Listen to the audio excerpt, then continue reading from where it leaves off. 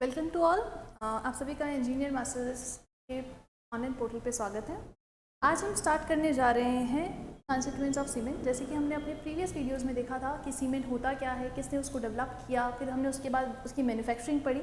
आज हम उसी के कंटिन्यूएशन में कॉन्स्टिट्यूएंट्स ऑफ सीमेंट पढ़ने जा रहे हैं, तो प्लीज़ देखिएगा, देखिए प्लीज़। कंस्टिट्यूएंट्स ऑफ सीमेंट, इस पर्टिकुलर टॉपिक से बहुत सारे क्वेश्चन बनने वाले हैं आपके कंपटीशन के। ध्यान से देखिएगा। यहाँ पर जब हम सीमेंट के कंस्टिट्यूएंट्स की बात करते हैं तो आपको एक जनरल ट्रिक याद रखनी है। क्या याद रखनी है? एक जनरल ट्रिक याद करनी है, क्योंकि वो यहाँ कहीं से भी क्वेश्चन पूछ सकता है। ट्रिक क्या है देखिएगा। ट्रिक है आपकी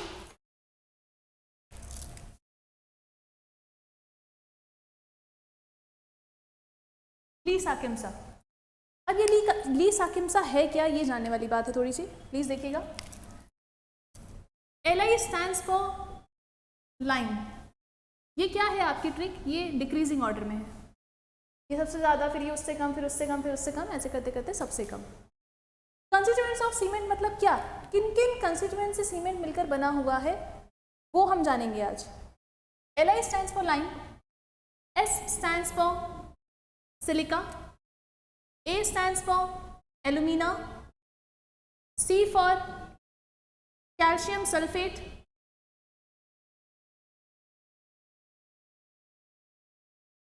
I for iron oxide,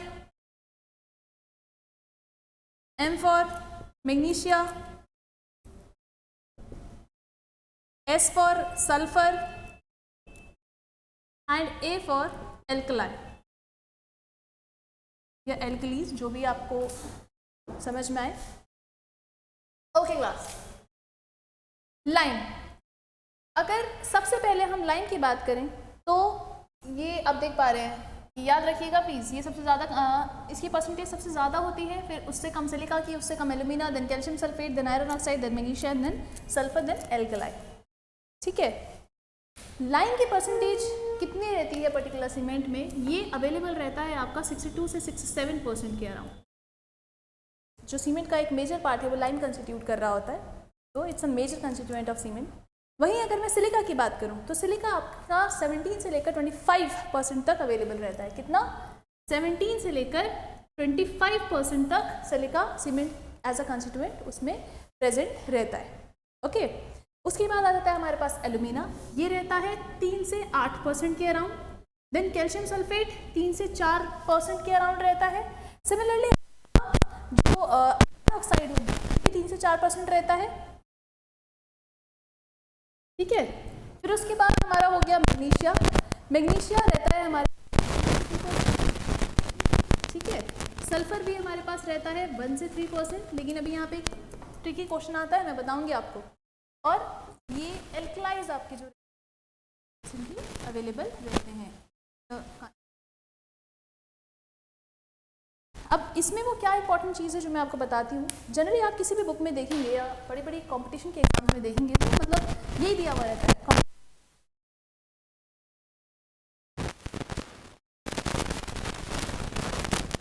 अगर आप क्वेश्चन आता है, मेक श्योर ये सल्फर 2% होना चाहिए। ये दिक्कत कर देता है 2% के बाद, है ना। 2% के बाद क्या कर देता है? दिक्कत कर देता है। तो ये 2% से ज़्यादा इसकी वैल्यू नहीं होनी चाहिए। रेंज बतानी होती है तब हम मनी सूत्री लिख देते हैं, अदरवाइज अगर वो कंपटीशन में आपसे कभी कोई क्वेश्चन पूछता है तो it should not be greater than 2%। अभी रिसेंटली एक क्वेश्चन आ रखा था, तो इसलिए it should not be greater.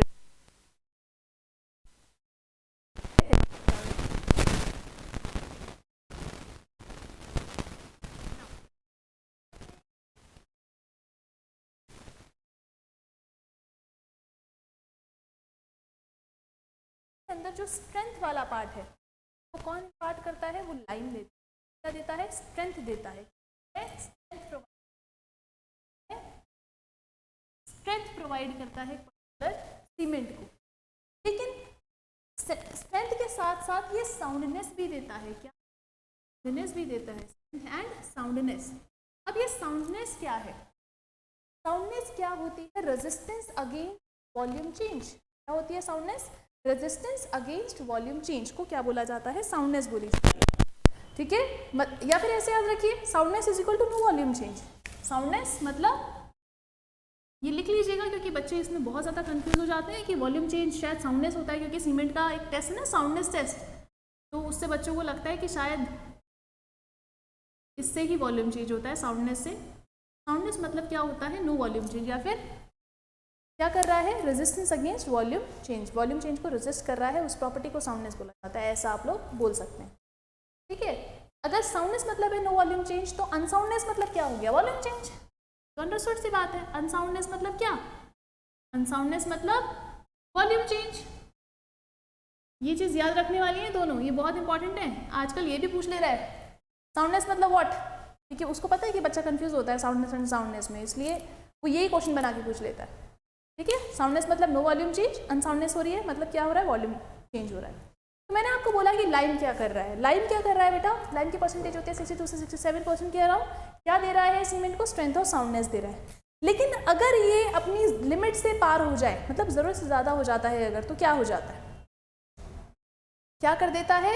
ये सीमेंट को अनसाउंड कर देता है। क्या कर देता है? सीमेंट को अनसाउंड कर देता है। मतलब अभी तो साउंडनेस प्रोवाइड कर रहा था, है ना, बाद में क्या करेगा? अनसाउंडनेस प्रोवाइड कर देगा अगर ये ज़रूरत से ज़्यादा हो जाएगा। क्या कर देगा? मतलब सीमेंट में वॉल्यूम चेंजेस होने लग पड़ेंगे। क्या होने लग पड़ेंगे? Volume changes. क्या प्रोवाइड कर रहा है? अनसाउंडनेस दे रहा है। अगर ये ज़रूरत से ज़्यादा हो जाएगा तो क्या देगा? अनसाउंडनेस प्रोवाइड कर देगा। इतनी चीज़ समझ में आई, ठीक है। और अगर ये अनसाउंडनेस प्रोवाइड कर रहा है, अनसाउंडनेस मतलब क्या? अभी आप लोगों ने देखा अनसाउंडनेस मतलब क्या? Volume change. अगर ये अनसाउंडनेस प्रोवाइड कर रहा है मतलब वॉल्यूम चेंज हो रहा है, तो इसकी वजह से क्या होगा? ये एक्सपैंड होगा। एक्सपैंड होगा तो क्या हो जाएगा? डिसइंटीग्रेट हो जाएगा। ये याद रखने वाली चीज़ है। क्या हो जाएगा? सीमेंट डिसइंटीग्रेट होने लग पड़ेगा अगर ये मतलब ज़रूरत से ज़्यादा होता है। ज़रूरत से ज़्यादा होगा तो अनसाउंडनेस प्रोवाइड करेगा। अनसाउंडनेस प्रोवाइड करेगा तो उसकी वजह से वॉल्यूम चेंज होगा। वॉल्यूम चेंज की वजह से क्या हो जाएगा? फाइनली डिसइंटीग्रेट कर जाएगा, ठीक है। इतनी चीज़ समझ में आई। अभी तो मैंने आपको बताया कि ये ज़रूरत से ज़्यादा होगा तो क्या देगा, लेकिन अगर ये कम होगा तो क्या करेगा? अगर ये इसकी डेफिशिएंसी हो जाएगी, मतलब अगर ये सीमेंट में इसका जो कंटेंट है ये कम हो जाता है तो क्या होगा? अगर ये कम हो जाएगा तो ये स्ट्रेंथ को भी कम कर देता है, ठीक है ना, और ये सीमेंट को जल्दी सेट करवाता है फिर, ठीक है ना। सीमेंट को क्या करता है? जल्दी सेट करवाता है। अगर ये कम हो जाएगा मतलब अगर इसकी डेफिशिएंसी हो जाती है तो it reduces strength as well as it causes the cement to set quickly. ये चीज़ याद रखने वाली है, 5 पॉइंट है ये भी एक, समझ में आए। डेफिशिएंसी क्या कर देगी? स्ट्रेंथ रिड्यूस कर देगी इसकी, और साथ ही साथ ये जल्दी सीमेंट सेट होने लग पड़ेगा। नेक्स्ट है हमारे पास सिलिका। सिलिका भी हमारा कैसा एक कंस्टिट्यूएंट है, ये भी हमें क्या इम्पार्ट करता है? ये स्ट्रेंथ इम्पार्ट करता है। क्या इम्पार्ट करता है? सिलिका स्ट्रेंथ इम्पार्ट करता है ये हमें, ठीक है। लाइम और सिलिका दोनों ही हमें स्ट्रेंथ इम्पार्ट कर रहे हैं। लेकिन अगर सिलिका ज़रूरत से ज़्यादा हो जाएगा तो क्या करेगा? ये सीमेंट की स्ट्रेंथ को इंक्रीज कर देगा, साथ ही साथ उसके सेटिंग टाइम को भी इंक्रीज कर देगा। क्या कर देगा? स्ट्रेंथ तो इंक्रीज करेगा, लेकिन उसके सेटिंग टाइम को भी इंक्रीज कर देगा। तो इफ इन एक्सेस स्ट्रेंथ तो बढ़ेगी, लेकिन साथ साथ क्या बढ़ जाएगी? उसका सेटिंग टाइम भी आपका क्या हो जाएगा? बढ़ जाएगा। एक ड्रॉबैक है, बात समझ में, ठीक है। अब बात करते हैं हम एल्यूमिना की। एल्यूमिना अपने आप में अगर आप देखेंगे ये क्या करता है? ये जो सीमेंट की जो क्विक सेटिंग प्रॉपर्टी होती है वो एल्यूमिना प्रोवाइड करता है। कैसी प्रॉपर्टी होती है? जो सीमेंट की क्विक सेटिंग की प्रॉपर्टी होती है वो एल्यूमिना की वजह से आती है। किसकी वजह से आती है? आपकी एल्यूमिना की वजह से आती है क्विक सेटिंग प्रॉपर्टी, ठीक है। और ये साथ ही साथ हेल्प करता है जो क्लिंकरिंग टेम्परेचर है ना उसको रिड्यूस करने में। किसको रिड्यूस करने में? क्लिंकरिंग टेम्परेचर को रिड्यूस करने में। तो क्या इम्पार्ट कर रहा है ये सीमेंट को क्विक सेटिंग प्रॉपर्टी दे रहा है। क्या दे रहा है? क्विक सेटिंग दे रहा है सीमेंट को, ठीक है। क्या दे रहा है? क्विक सेटिंग दे रहा है, और क्लिंकरिंग टेम्परेचर को रिड्यूस भी करने की में मदद कर रहा है। Helps in reducing clinkering temperature, helps in reducing clinkering temperature. Clinkering temperature को रिड्यूस करने में मदद कर रहा है। लेकिन अगर ये ज़रूरत से ज़्यादा हो गया तो क्या करेगा? ये वीक कर देगा सीमेंट को। क्या कर देगा? इफ इन एक्सेस ये क्या कर देगा, weakens the C, weakens the. I hope आप लोगों को ये समझ में आया हो। दोबारा बता देती हूँ, alumina quick setting property impart करता है सीमेंट को, लेकिन अगर ये ज़रूरत से ज़्यादा हो जाए तो ये सीमेंट को वीक भी कर देता है। बात समझ में आई? Next which we have is calcium sulphate. अच्छा, कैल्शियम सल्फेट मैं बताती हूँ आपको ये क्या है। ये अपने आप में एक बहुत अच्छा वो है। आपने जिप्सम सुना होगा, है ना? तो जिप्सम क्या होता है, आप सभी को ये चीज़ पता भी होगी कि gypsum is used to increase the initial setting time of cement. आप सबने ये चीज़ पहले भी पढ़ी होगी, और जिन्होंने नहीं पढ़ी उन्हें मैं बता देती हूँ। जिप्सम क्या होता है बच्चा, ये जब हम मैन्युफैक्चरिंग करते हैं सीमेंट की तो एडिशनली भी डाला जाता है। कहाँ डाला जाता है? जब क्लिंकर्स ग्राइंड कर रहे होते हैं ना, क्लिंकर ग्राइंडिंग हो रही होती है, तो वहाँ पर हम जिप्सम ऐड ऑन भी करते हैं ताकि वो प्रॉपर प्रोपोर्शन में आ जाए। ठीक है, और क्यों ऐड करते हैं? क्योंकि gypsum is used to increase the initial setting time of cement. ठीक है, तो बेसिकली ये जो कैल्शियम सल्फेट है ये जिप्सम की फॉर्म में ही ऐड हो रहा है एक तरीके से। ठीक है, और किस काम में आ रहा है? It is used to increase the initial setting time of cement. आपको सोचिए, अब आप बोलेंगे कि मैम ये कौन सी अच्छी प्रॉपर्टी है, आप इनिशियल सेटिंग टाइम इंक्रीज करवा रही हैं। आपको सोचिए ना, अगर मान लो मैंने एक घोल घोला, ठीक है ना, अब आजकल आप लेबर्स वगैरह देखते हैं, मतलब वो मसाला वगैरह बना दिया, फिर उसके बाद बैठे हैं, हाँ अभी लगाते हैं, में तो वो सेट हो जाएगा, वो तो फिर आपके लिए मसाला ख़राब है। तो वी नीड सम टाइम। और अगर ये वाला नहीं तो ट्रांसपोर्टेशन समटाइम्स क्या होता है, बहुत करना पड़ता है ना, इधर से उधर ट्रांसपोर्ट करने, मान लीजिए साइड कहीं और है और बन कहीं और रहा है, तो उस केस में क्या होता है हमारा, उस केस में ट्रांसपोर्ट करना पड़ता है, ट्रांसपोर्टेशन में भी तो टाइम जाता है। तो वो जो इनिशियल सेटिंग टाइम है अगर कम होगा तो क्या होगा, वो तो वहीं सेट होना शुरू हो जाएगा रास्ते में। इसीलिए थोड़ा सा उसकी इनिशियल सेटिंग को बढ़ाने के लिए हम लोग क्या कर देते हैं, हम लोग जिप्सम ऐड, ठीक है ना। तो ये जो जिप्सम हम लोगों ने ऐड ऑन किया, ये जिप्सम हमने जो ऐड किया, ये क्या कर रहा है, it is used to increase the of cement. तो calcium sulphate is added as gypsum only. क्या काम कर रहा है, इंक्रीज कर रहा है ये इनिशियल सेटिंग टाइम। ठीक है, ये समझ में आई? नाउ अब ये भाई साहब तो इनिशियल सेटिंग टाइम को इंक्रीज कर रहे हैं। अब नेक्स्ट है हमारे पास आयरन ऑक्साइड। ये आयरन ऑक्साइड बेसिकली बहुत इंपॉर्टेंट है। ये क्या कर रहा है, ये सीमेंट को प्रोवाइड करता है, क्या प्रोवाइड करता है सीमेंट को ये स्ट्रेंथ प्रोवाइड करता है। क्या प्रोवाइड करता है, स्ट्रेंथ प्रोवाइड करता है, हार्डनेस भी प्रोवाइड करता है, और साथ ही साथ कलर भी प्रोवाइड करता है। क्या दे रहा है, स्ट्रेंथ दे रहा है, हार्डनेस दे रहा है, और साथ ही साथ कलर भी प्रोवाइड कर रहा है सीमेंट। समझ में आई? ठीक है, क्या कर रहा है, ये स्ट्रेंथ दे रहा है, हार्डनेस दे रहा है, साथ ही साथ कलर भी इम्पार्ट कर रहा है हमारे, हार्डनेस और कलर भी इम्पार्ट कर रहा है सीमेंट को। अभी कलर कौन सा प्रोवाइड करता है सीमेंट को, हमारे सीमेंट का कलर जनरली क्या होता है, ग्रेइश होता है, लेकिन ये जो कलर इम्पार्ट करता है ये रेडिश टिंच देता है। कैसा देता है, रेडिश टिंच प्रोवाइड करता है ये हमारे सीमेंट, रेडिश टिंच देता है। ठीक है, वही हमारा जो मैग्नीशिया है, मैग्नीशिया भी स्ट्रेंथ और हार्डनेस देता है हमारे सीमेंट को। ठीक है, साथ ही साथ ये भी कलर इम्पार्टिंग कंस्टिट्यूएंट है।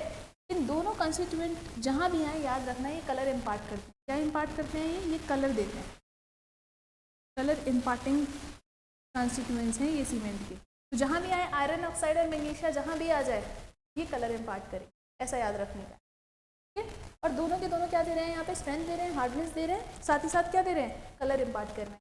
इन भाई साहब ने तो रेडिश टिंच दिया था, इन भाई साहब ने क्या दिया, येलोइश टिंच दिया, येलोइश कलर दिया। तो रेडिश प्लस येलोइश जो टिंच आया वो आया हमारा जो सीमेंट का कलर होता है, ग्रेइश टिंच। समझ में आया?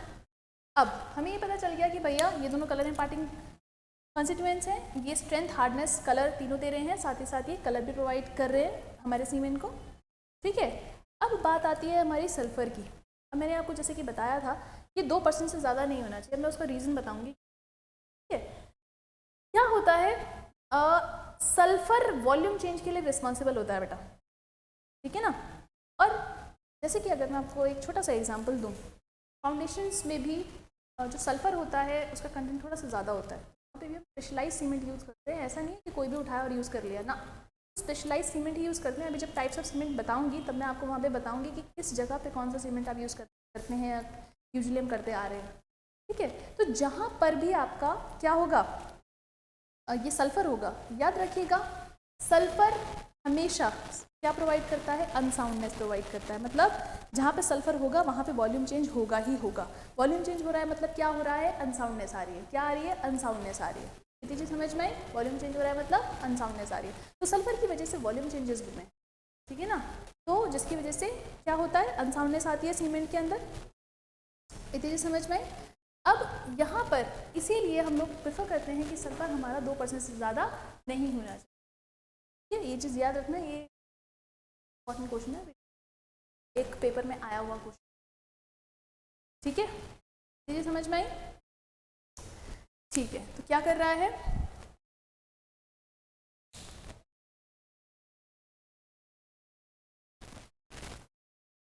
वॉल्यूम चेंज कर रहा है,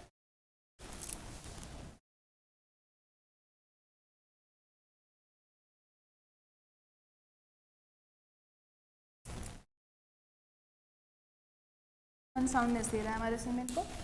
last but not the least, alkaline.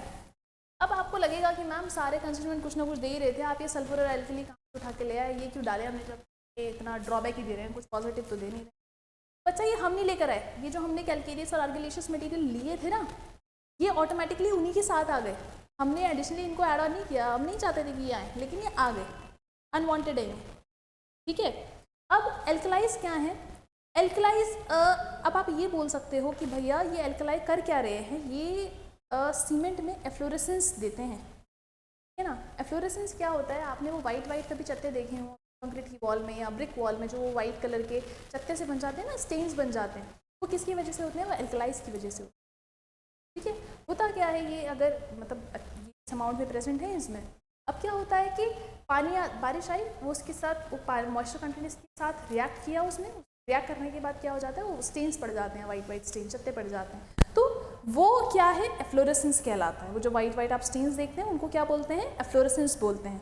कहाँ आ जाते हैं, सरफेस के ऊपर आ जाते हैं, जो कि आपने कंस्ट्रक्ट किया हुआ है, ठीक है। धीरे समझ में आई।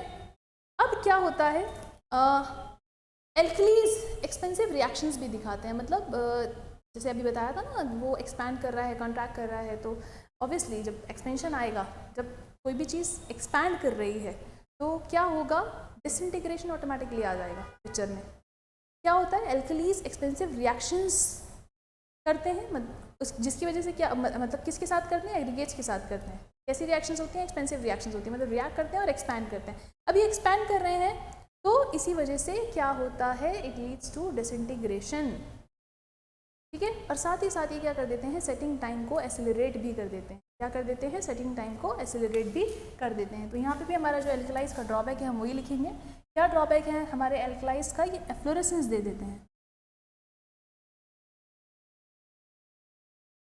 ठीक है। क्या दे देते हैं, ये एफ्लोरेसेंस दे देते हैं, ठीक है, एफ्लोरेसेंस दे देते हैं। जैसे सेकंड क्लास शायद ये उसमें दिख नहीं रहा है, ये एफ्लोरेसेंस आप लोग लिख लेंगे, EFFLOROSCENCE, एफ्लोरेसेंस, ठीक है। ये कौन दे रहे हैं, एल्कलीज दे रहे हैं, कौन दे रहे हैं, एल्कलाइज दे रहे हैं, एफ्लोरेसेंस। एफ्लोरेसेंस क्या होते हैं, वो जो वाइट स्टेन्स पड़ जाते हैं आपके दीवार में, और जो कंस्ट्रक्शन आपने की तो वो किसकी वजह से होती है, एल्कलाइज की वजह से होती है, ठीक है क्लास। तो ये थे हमारे क्या इंग्रेडिएंट्स या कंस्टिट्यूएंट्स ऑफ सीमेंट। मैंने आपको इसको याद करने की ट्रिक भी बताई है, ली साकिम्सा, डिक्रीजिंग ऑर्डर में है, लाइन सबसे ज़्यादा होगा, सिलिका उससे कम, एल्यूमिना उससे कम, ऐसे करते करते एल्कलाइज तक, ठीक है।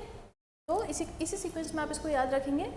लाइन क्या दे रहा है, स्ट्रेंथ दे रहा है, साथ ही साथ साउंडनेस दे रहा है, सिलिका आपको स्ट्रेंथ दे रहा है, एल्यूमिना आपको क्विक सेटिंग प्रॉपर्टी दे रहा है, कैल्शियम सल्फेट आपका सेटिंग टाइम इंक्रीज कर रहा है, iron oxide strength, hardness, colour तीनों दे रहा है, मैग्नीशिया भी आपको क्या दे रहा है, स्ट्रेंथ, हार्डनेस एंड कलर तीनों दे रहा है, सल्फर आपको क्या दे रहा है, अनसाउंडनेस दे रहा है, ठीक है। सिमिलरली जो आपके एल्कलाइज हैं वो आपको एफ्लोरेसेंस दे रहे हैं, तो ये अनवांटेड है, दोनों के दोनों नीचे वाले ये में चाहिए नहीं होते, ऑटोमेटिकली आ जाते हैं, ठीक है ना, हमने इनको नहीं बोला आने के लिए।